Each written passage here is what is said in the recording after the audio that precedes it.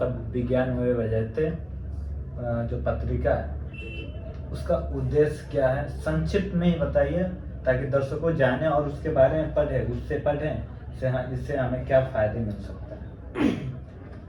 विज्ञान में वो जैसे जिम ही हम कहते हैं, उसी समय यह स्पष्ट हो जाता है कि विज्ञान की ही विजय होती है। ये संस्कृत शब्द है जी, सत्यमेव जयते का सत्यमेव जयते यानी कि सत्य की विजय। विजय, विज्ञान में जयते यानी विज्ञान की विजय होती है। और विज्ञान ये साबित करके भी आपको दिखा दिया है कि सुई से लेकर के हवाई जहाज तक, रॉकेट तक, आज धरती से हम मंगल तक और चांद तक जा रहे हैं, ये विज्ञान है। और हमने सत्य को खोजा है। सत्य क्या है? जैसे सारे लोग धर्म के रूप में जाकर के पूजा पाठ करते हैं, सत्य की खोज में हमने विज्ञान के ढंग से खोजा और आप तक पहुंचाया है। तो विज्ञान में वजह थे इस देश का दो स्तंभ मेरे हिसाब से है। अभी पूरे भारत में दो स्तंभ से भारत चल रहा है, एक सत्य में वजह थे और एक विज्ञान में। और इस दो के चलते, सत्य में वजह थे और विज्ञान में वजह थे के चलते, भारत कल भी विश्व गुरु था और आज भी है, कल और विश्व गुरु होगा। घर घर तक, जन जन तक सत्य में वजह थे, विज्ञान में वजह थे कि अलग जगेगी और लोग वैज्ञानिक ढंग से जिएंगे और आगे बढ़ेंगे। विज्ञान में वजहते से भारत को और भारत के छात्रों को, जो नए युवा हैं, इनको क्या फायदे हो सकते हैं, क्या लाभ हो सकते हैं? विज्ञान में वजहते से तो अभी हमने गवर्नमेंट को मैंने पत्र लिखा है कि विज्ञान में वजहते को +2 विद्यालय, high school, middle school, college में लागू किया जाए। जो हम धार्मिक दृष्टिकोण, जो इतिहास पढ़ाते हैं, उस इतिहास के जगह में वैज्ञानिक इतिहास को पढ़ाया जाए, तो हम और विकसित करेंगे। तो देश में जो हमारे छात्र छात्रा हैं, हम आग्रह करते हैं वर्तमान गवर्नमेंट से या छात्र छात्राओं से भी कि आप विज्ञान की ओर लौटिए, विज्ञान का अध्ययन करिए और विज्ञान का अध्ययन करके देश को विकसित कीजिए। विज्ञान विशेष ज्ञान है, ये थोड़ा सा कठिन होगा, लेकिन जब आप पढ़ने लगेंगे तो आसान हो जाए। अच्छा, विज्ञान वजहते जो आपका संगठन है, उससे छात्रों को एक अलग कोई प्रोग्राम हो जो आप बताना चाहें? क्योंकि बहुत सारे संगठन जो है स्कॉलरशिप चलाती है, बहुत सारे तरह तरह की योजना चलाती है। विज्ञान वजहते ऐसा कुछ करने वाले हैं अभी विज्ञान में वजहते भारत का राष्ट्रीय हिंदी अंग्रेजी मासिक पत्रिका पूरे भारत में बाल एवं युवा पत्रकार चयन प्रतियोगिता परीक्षा शुरू कर रहे हैं। पूरे देश में चल रहा है। ये प्रतियोगिता के अंतर्गत बच्चे जो हैं उसमें फॉर्म भरते हैं और ऐसे कंपटीशन में भाग लेते हैं। जो बच्चे पास करते हैं, आज भी उनको 250 रुपए से लेकर 2000 रुपए तक का स्कॉलरशिप दिया जा रहा है। यथासंभव विज्ञान में वजहते के कोर्स में जो यथासंभव शक्ति है उसके हिसाब से अभी दिया जा रहा है। ज्यादा बच्चे तो अभी पूरे देश में आए नहीं है, लेकिन मेरा प्लान है कि अगर भारत सरकार इस चीज को, इस योजना को अगर संपूर्ण भारत में लागू कर देती है तो बच्चे विज्ञान के प्रति उनका रुझान बढ़ेगा, क्योंकि हम पढ़ने के लिए स्कॉलरशिप देंगे। और प्रत्येक स्कूल और कॉलेज में हमारे ब्यूरो या मीडिया सेक्शन के जितने भी लोग हैं जो हमसे जुड़ेंगे या नहीं भी जुड़े हैं, हम उनको भी पत्र लिखेंगे और उनके माध्यम से भी ये गतिविधियां शुरू करेंगे। और उस पैसा से वो आगे का जो शिक्षा है वो प्राप्त कर सकता है, अच्छा बन सकता है। उसको मन करे तो पत्रकार बने या वैज्ञानिक बन जाए या फिर देश का IAS IPS बने। लेकिन एक बात और ध्यान रखिए, आप तो ऑलरेडी पत्रकार हैं, ये बात कभी पूछते ही नहीं है कि देश में इतना लोग पढ़ता है, सब लोग IAS IPS बनना चाहता है, अन्यथा क्यों नहीं बनना चाहता है, पूछते ही नहीं है आप। नहीं तो हमारे पास शायद ये क्वेश्चन नहीं है, लेकिन अगर आप बताए हैं तो मुझे बहुत इच्छुक है इस बारे में जानना से, अन्यथा क्यों नहीं बनना। हम बहुत सारे स्कूलों में गए विज्ञान में वजहते का, जब हम लगभग हर एक महीने में 5000 7000 10,000 पत्रिकाएं हम बांट देते हैं फ्री में, ताकि इसका प्रचार।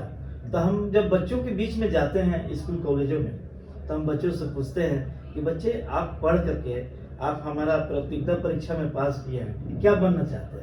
तो कहता है कि हम IAS बनेंगे, IPS बनेंगे, लेकिन ये नहीं कहता है कि हम पत्रकार बनेंगे चाहे नेता बनेंगे, ये नहीं बोलता है। तो मुझे कहीं ना कहीं ये लगता है कि इसके दिमाग में है ये नहीं है कि इस देश का सबसे मजबूत स्तंभ अगर कोई है तो नेता और पत्रकार। ये स्वतंत्र दुनिया है, ये राजा है इस देश का, यही शुरू करता है, यही बंद करता है। तो ये विज्ञान में वजह थे, ये जब योजना शुरू करेगा तो देश में न नेता की कमी होगी न पत्रकार की कमी होगी। नेता और पत्रकारों से क्या देश चल जाएगी? बिल्कुल। IAS IPS की जरूरत नहीं पड़ेगी। कभी भी आप देखे होंगे कि IAS और IPS, आप नजर उठा के थोड़ा तीखी बात है और काफी तीखी बात है। हम IAS की तैयारी करते हैं, IPS की तैयारी करते हैं और फिर हमको जाकर के किसी नेता के पीछे बढ़ना पड़ता है। उसका कारण भी है ना, जैसे अगर आप जनता के द्वारा चुन के आते हैं तो उनको प्रथम दर्जा दिया जाता है, और जो एडमिनिस्ट्रेटिव जो उस योजना को बोल दें या उस लॉ को जो जनप्रतिनिधि बनाते हैं उनको लागू करने का काम उनको दिया जाता है, इसलिए वो कहीं ना कहीं पीछे बैठते हैं और जनप्रतिनिधि आगे बैठते हैं। तो मेरा कहना है कि अब भारत सरकार ये क्यों नहीं कानून बनाती है कि कोई भी जनप्रतिनिधि पंचायत स्तर से लेकर ऊपर तक कम से कम एक मानक उसकी योग्यता तो निर्धारित हो जाना चाहिए। एक चपरासी बनाने के लिए आप कम से कम मैट्रिक पास रखे हुए हैं, BDO बनाने के लिए आप ग्रेजुएट रखते हैं, IAS IPS के लिए ग्रेजुएट बनाए हैं, तो आप राजा बनाने के लिए आप उसका मानक नहीं तय कर सकते हैं। हमारा कहना है कि आप जो है एक मानक तय करिए। नेताओं का भी ग्रेजुएशन से कम नहीं होना चाहिए। मैंने 2018 में भारत सरकार कानून मंत्रालय को पत्र लिखा था, इस देश के सारे MLA और MP की योग्यता ग्रेजुएट कर दिया जाए, तब देखिए वह IAS और IPS जो पढ़ के जाता है ना, उसको भी काम करने में बड़ी मजा आएगा कि मेरा नेता जो है फुल ग्रेजुएट है, तब जाके देश का विकास होगा। न तो जब तक आप अंगूठा लगवाते रहिएगा तब तक IAS और IPS भी ठीक से काम नहीं कर पाएगा, ज्यादा लोड रहेगा। हमको सोचने की क्षमता बढ़ जाएगी। हम चाहते हैं कि अब की बात ये नया जो जनरेशन आ रहा है वो कम से कम, और भारत के माननीय जो प्रधानमंत्री जी हैं इस बात को लागू करें।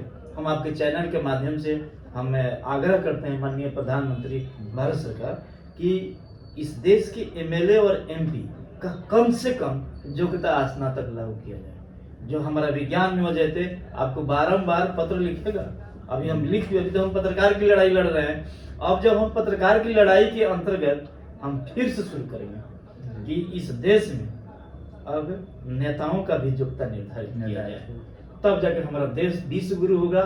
नहीं तो फिर वही होगा कि हमारे कलेक्टर साहब कहेंगे कि ना ये काम नहीं है। कलेक्टर तो काम करते करते थक जाता है, 24 घंटे ड्यूटी करना चाहिए। IAS IPS वही पढ़ के गया, कितना मेहनत है हम जानते हैं। मैं तो एक बार IAS में बैठा हूँ, हम जानते हैं इस बात को कि कितना पढ़ना पड़ता है। और हमारी माँ बोली कि छोड़ कलेक्टर नहीं बनना है, हटाओ बात समाप्त करो, बहुत पढ़ना पड़ता है। अब वो सिर्फ पढ़ के जाए, अगर नेता अगर सही ढंग से उस IAS IPS को नहीं मिलेगा तो देश ठीक से चलेगा नहीं। विकास इसीलिए नहीं हो पा रहा है, और मेरा विज्ञान में वजह थे इसी दिशा में पहल कर रहा है, और माननीय प्रधानमंत्री जी तक पहुंचा दिया गया है मामला कि देश को सुदृढ़ बनाया जाए। और मुझे भरोसा है कि भारत के माननीय प्रधानमंत्री जी नई दिशा और नई चेतना वैज्ञानिक भारत बनाएंगे, इस पर काम कर रहे हैं। आपने वैज्ञानिक धर्म को काफी बार जिक्र किया है, तो मेरे मन में चल रहा है सिर्फ वैज्ञानिक धर्म और सामाजिक धर्म भी आप 2-3 बार पॉइंट किए हैं, तो दोनों क्या है?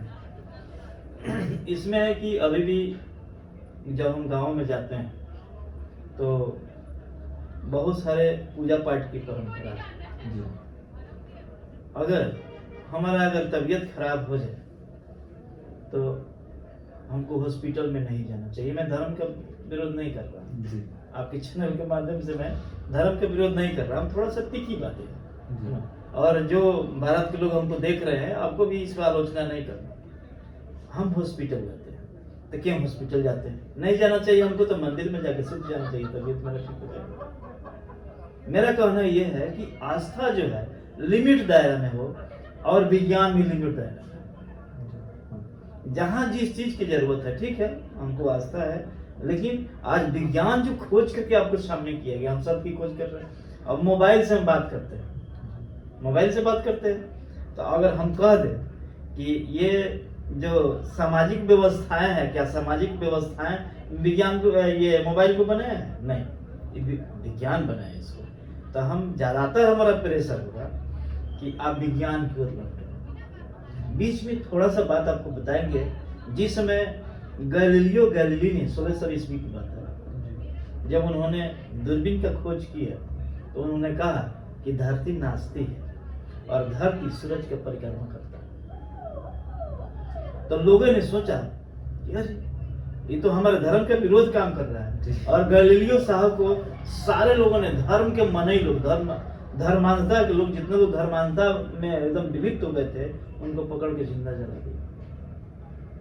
अब बताइए, तो हम आपके चैनल के माध्यम से हम बताना चाहते हैं देशवासियों को, जो लोग अंधभक्त हो गए हैं, जो पूजा पाठ में ज़्यादा भरोसा करते हैं और बच्चे को नहीं पढ़ा पा रहे हैं, हम उनसे आग्रह करेंगे आप पूजा पाठ करिए, कोई बात नहीं, लेकिन कम से कम अपने बच्चे को विज्ञान जरूर पढ़ा दीजिए कि आने वाला कल जो है वो सत्य की खोज करेगा और उसको पता चल जाएगा कि भगवान में और विज्ञान में क्या अंतर है।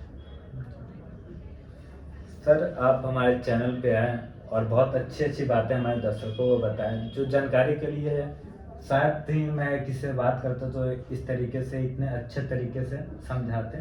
तो आपने समझाया हमारे दर्शकों, इसके लिए तहे दिल से आपका धन्यवाद। और इसके साथ साथ आपको राष्ट्रीय पुरस्कार मिला है, रत्न अवार्ड। तो आप घर पे जाएंगे, बहुत सारी शुभकामनाएं आएंगे, तो उसके लिए पहले से ही मेरे तरफ से शुभकामनाएं। आपको ढेर सारी शुभकामनाएं मिलने वाली है। मुझे तो ऐसा भरोसा है कि जब हम गांव जाएंगे तो गांव के लोग अभी सम्मान करेंगे कि नहीं करेंगे ये भरोसा नहीं है। नहीं, प्रॉपर करेंगे। लेकिन वैज्ञानिक धर्म जो है का ये आगाज जो मैंने किया है, और यहाँ से और इसमें हम गति प्रदान करेंगे। मुझे लगता है कि अब हम 40 प्लस पर हम आ गए हैं, तो हम तो ज़्यादा दिन चलेंगे नहीं, लेकिन जितना दिन अभी हैं हम, अब यहाँ से हम गतिशील करेंगे, वैज्ञानिक धर्म को बढ़ाएंगे। वैज्ञानिक धर्म यानी कि विज्ञान का अध्ययन हम करा कर रहेंगे। वैज्ञानिक ढंग से ही चलना है आपको, वैज्ञानिक ढंग से करना है, और अंत में कि वैज्ञानिक धर्म अपनाइए और वैज्ञानिक भारत बनाइए। माननीय भारत के प्रधानमंत्री जी, आपसे आग्रह है। मैं ये बोलना चाहूँगा, भगवान आपकी सेहत बहुत अच्छी रखें, ताकि देश के लिए आपका जो योगदान इतने अच्छे से हो रहे हैं ये और ज़्यादा मिले और देश के विकास कार्यों में अहम भूमिका निभाए। इतना ही बोलकर मैं अपने बातों को समाप्त करूँगा। धन्यवाद।